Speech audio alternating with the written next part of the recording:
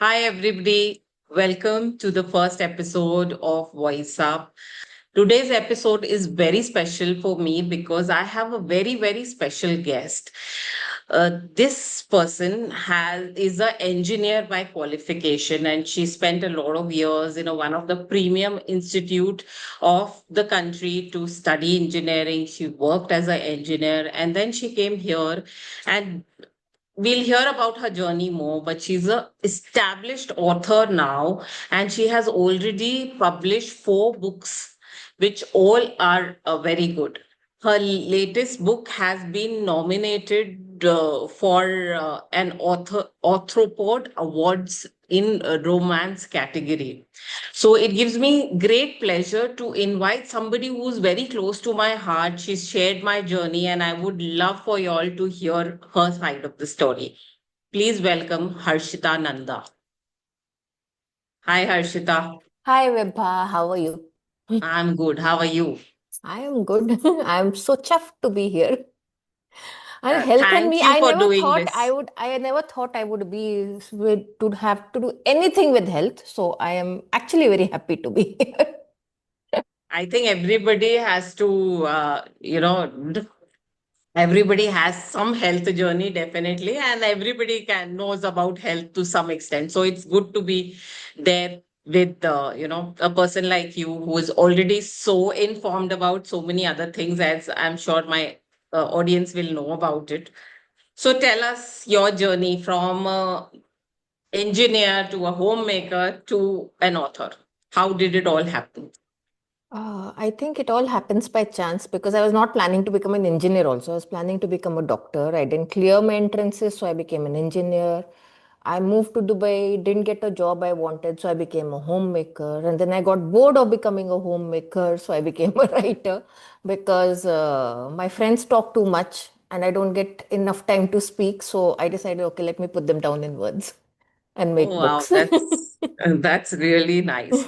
But for an engineer, being something in that field is more, something very easy that would come naturally to you. So why writing? What need does that fulfill? Uh, I've always been creative. I'm not very creative in terms of like I can't draw or paint, but I do quite a bit of embroidery and I do love reading. So I like creating things. So it is not creating the way other people think, but I think writing stories or expressing my feelings, my emotions in words really helps me in, satisfying that creative bit. So when you've written something or you've written a phrase which you really enjoy, or if you really, it speaks to your heart, you feel a high which is not there with the other stuff. So I think it really satisfies that creative bone. I need to be doing something, so I cannot be idle. So even when I was though there is no term as just a homemaker, but even when I was a homemaker, any time that I would get, any free time I would get, I would either be reading or I would be doing my embroidery. So I cannot sit idle. So I have to do something. And I think writing really helped me channel that creativity that I think I never knew I had actually. So, and I'm very happy that I found that outlet for my passion. It's wonderful that you found it because it helps people like us because we read your wonderful stories. Yeah, so we get that chance. Thank you so much. What motivates you to write? What is the driving force? First, like I said, the high. So it is the first bit is that I write for myself. So I'm writing the things which I enjoy writing. People say that this is in or that is in. So like right now, non-fiction is in, but I wrote non-fiction about 3 years back. Because at that time that was what I wanted to write, and now I want to write romance stories. So that is what I'm working on. So my fourth book was a romance because that is what I wanted to write. So I basically write for myself first, what I enjoy reading, or what like creating. I do that. Second, what motivates me is When people come and tell me that, I read that book of yours, or I read that story of yours, and that was really nice, or I was not a reader until I started reading your books. People have come up and said that also to me. And I think that really motivates me. It really encourages me that I'm not just, shouting into an empty space and I'm just putting my book out and, kya ho raha hai, don't know. But that means that people are, genuinely reading. They are enjoying my stories, and I think that really motivates me to keep working and not stop and keep writing. But yes, first and foremost is I'm doing it for myself. So even the days when people say that it's been too long, you've not published anything, and what they don't know is my notebooks are still being filled with scribbles. It's just I've chosen not to publish those scribbles. That's good. That's really nice to find that dedication to do something and pursue on it and do it consistently is, I think, what entrepreneurs are all about, right? Yeah, yeah. That's a new tag you've given me today. Yes, everybody is an entrepreneur who is doing something, right? For Yeah, themselves, yeah, basically. correct. So, where do you get inspiration for your characters in your stories? So, are they regular people or they are special people or they're somebody who, you've seen and you want to, put them down in your stories? How does it come about? There is no set pattern, but like when I started off, then yes, they were drawn, like because I was a novice, they were drawn from real life. In Xanadu, especially Anita has been drawn from a real life character. I've said this before also, but I used to see her around in my school and she's been drawn from that. But over the years, I think it's a mishmash. So you're just walking down, you're observing something, and maybe a few years later, that will come up in some story, or a bit of it will come up in a story. Like in a story I had written about, a woman who dreamt of a very good life of making her daughter an engineer, but that woman was barely literate and she had to keep a ghungat on, and that was inspired from one person I had seen riding a scooty in Udaipur with her ghungat on, that kind of thing. So I had seen that in 2018 and I wrote that story in 2022. So the like being a writer means you're an observer, so you're observing everything. It might not be very blatant, it might be a figment of imagination, it might be a mismatch, it can be anything. So right now, I think everything, and of course, certain things do get inspired by things that are happening in the world around us. Then sometimes you need to write because that's the only way you can express. So that also happens. But yes, now it is more a figment of my imagination. So all my characters, please don't worry, Lava Waits has all imaginary characters. There's nobody inspired from real life in Lava Waits. That's nice. And it's a Yeah. wonderful story, if I may say so. It's Thank you like so much. whatever the grip of human emotion that you portray in your stories is remarkable. So I would Thank you. recommend everybody, whoever hasn't read your stories, to go ahead and buy your books and read them. Thank you. Thank you so much. Okay, now coming to a little bit about the health or your personal space, I would say, like, what is that one quality you feel that has helped you over the years to, go through all the challenges that you may have faced being an entrepreneur or trying to write your book? So, what is that one quality you feel that is absolutely helped you through? I think my zodiac. Zodiac. See, because I'm a Taurian, I hate change and I love my routine. So people think that routine means boring or monotonous, but I think routine is very good because you kind of know what you're going to do. So it helps me really break down my day into, bits of where I want to do when. So when I'm freshest is when I will write, and when I'm more tired, then maybe I will read, which will help me in my writing. And so I think that bit of that quality of me, that being a creature of routine, has really helped me in this journey as a person also, because then that means I know when I have the time to give to other people, and then I don't have my mind is not in two different places that I have to do this, or this is still pending, because then, when I meet people or when I'm talking to people, then I can give them my 100% attention because I've divided my day that way. So lots of people don't understand that, but I think it works for me. I think it works for everybody if they just put a little more mind to it. People just get, I think in today's day and age, people want to do this also and that also and that also and that also. And they're all over the place and not giving enough intention. And that leads to health problems also to people. So it's a very wonderful quality. So it's not bad to be in a A routine and creature do the of same routine, thing yeah. over and over and over again. You become a specialist at it, right? Yeah. So that's good.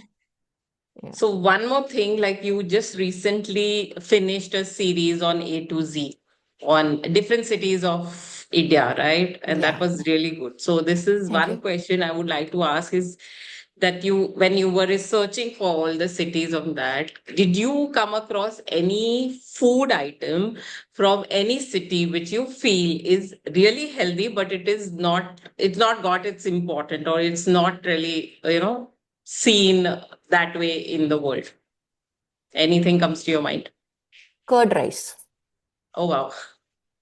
Okay. I personally am a very big fan of curd rice. I love the curd rice from Sarvana Bhavan. And curd rice used to be a staple when I used to be traveling by train from Delhi to Chennai, and on Tamil Nadu Express. We used to eat unhealthy also. We used to eat those cup noodles also, and we used to eat curd rice also, because with curd rice you wouldn't go wrong. As in, what wrong would you do with curd rice kind of thing? So I think if the curd rice has been made well, and I remember actually my Jiaji, who's a gastro doctor, telling me once, I don't know where we were traveling, I think from Ooty to Pondicherry, and he just avidly said, curd rice if made well is a perfectly well balanced meal with adds if you have vegetables and stuff like that. And I think that has stuck with me, and which is why I like the Sarvana Bhavan one, because they do add certain things to it which really enhances the flavor, and it's not plain dahi chawal that we eat. And there are quite a few days even now, when I don't want to eat anything, or I want to eat something light, and I'll just mix dahi with chawal, add a little bit of namak jeera, and I'm done with it. And I think it's a very satisfying meal, and I do think it is a very healthy meal. Absolutely, it is. It's like it's got protein, it's got carbs, and if you add vegetables, it's got the fiber coming in from there with vitamins and minerals. So definitely, yeah. And it is underrated. Definitely, people want to look at exotic food and forget about the Uh, homegrown and our staple diet. So thank yeah. you for that. Yeah. Okay, so what is the most important aspect of health to you? So you've been part of my journey. You know how much I struggle with eating healthy and being healthy. And I've been trying to lose weight, and it doesn't go because it sticks on and on and on. But I do think that being healthy is also, not only about weight, it is about how mobile you are, and especially since now we are firmly ensconced in the middle age, and all the aches and pains have little by little, and the niggles have started. And I realized that yes, maybe I'm not in the target weight of my what I should be and all, but I do think when and this is actually what my husband told me, like, if you compare yourself to others of your age, you don't have any major health issues in terms of mobility, in terms of, I think that way I'm grateful that I'm still okay, because my family genes are not very good health wise. So I'm pretty okay. And again, I think what you said earlier, consistency and being a creature of routine helps me, because I do make sure that I do work out whether I want to or not, and I try to work out an hour a day, and I do it at least for 5 days a week. And So I think that is there. But I think being healthy is more about, if you're comfortable with yourself, with your body, if you're mobile, if you're able to do your day-to-day activities, you're able to lift the grocery basket, and you're able to put it on the this thing without you saying, oh, my back is gone, that kind of thing. I think you're You're healthy. there. Yes, absolutely. Like, I don't know why people get stuck with the weight only, because weight is just an indication of whatever is there inside your body. Yeah, it's your muscles, it's your organ weight, it's your bone weight, etc. So you don't want to lose that, right? So weight is not a very good indicator of health, as you have rightly put across. And it's about daily chores. If you can do them well and you keep moving your body and eating right, I think that's a very, very well put way of talking about health.